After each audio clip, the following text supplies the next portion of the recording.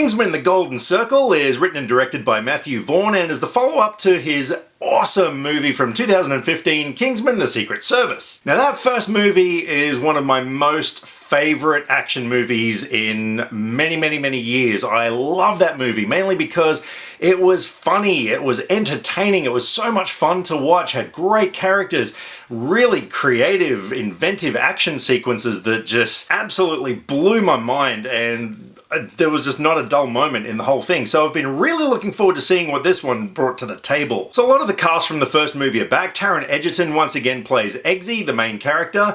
And in this story, the Kingsman, well, something kind of happens to the whole organization, which I'm not going to spoil, but it results in both him and Merlin, played by Mark Strong, to go over to the US to get some help from their US cousins, the Statesmen. These guys are led by Jeff Bridges, and they include some characters played by Halle Berry and Channing Tatum. So they team up with the Kingsmen in order to stop a drug kingpin named Poppy, who's played by Julianne Moore, and so she's laced the world's drug supply with a toxin that's going to slowly kill people unless the president legalizes drugs in the US and, well, everywhere, in order to make her a legitimate businesswoman. So of course there's an antidote which she says she's going to release once this is all done, but will she or won't she? And it's up to the Kingsmen and the Statesmen to get their hands on the antidote and save everybody, and there's your movie. So look, straight off the bat, I've got to say, this was a hugely entertaining cinema experience. Some of the action sequences in this movie were mind-blowingly brilliant and funny and really creative. Starting straight away with the opening sequence, my god, it really sets the tone for the film and just leaves you on the edge of your seat. It was absolutely brilliant, and I know there was a lot of CG involved. It was a fight scene inside a car, you know, with the camera sort of moving around everywhere, because there's no way they could have filmed that practically, but it was seamless and it looked great. A lot of the fight scenes in the film were kind of done to look like one take, you know, obviously they won't, but the way the camera was dancing around, you know, with the choreography and everything, it was really a treat to watch. And as you'd expect from a Kingsman movie, it was hilariously funny. There were some moments of dialogue that the entire audience was erupting with laughter. And the addition of all the new characters was really welcome. I didn't think Channing Tatum was probably quite in it as much as I had hoped he was going to be, because I really like him as an actor.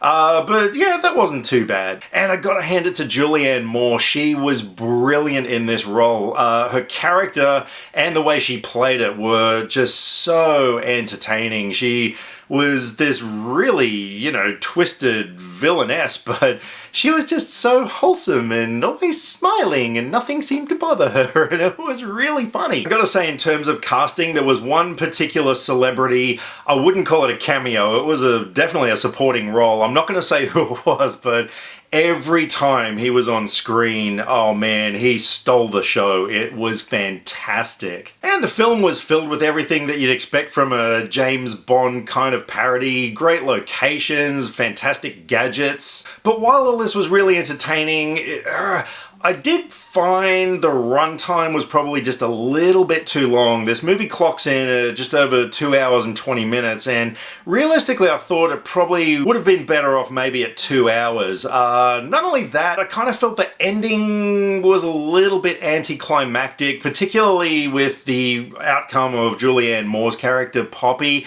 which I'm not going to spoil anything of course, but I just wanted a little bit more from her. And aside from that, just some of the emotional beats through the film I thought probably, I don't know, didn't have as big an impact on me as they probably should have. Again, no spoilers. So yeah, the movie didn't quite live up to the bar that was set by the first one, but that being said, look, it is solid entertainment. It's a great action film. There's hardly a dull moment in the film, and I'm going to give Kingsman: The Golden Circle an 8.5 out of 10.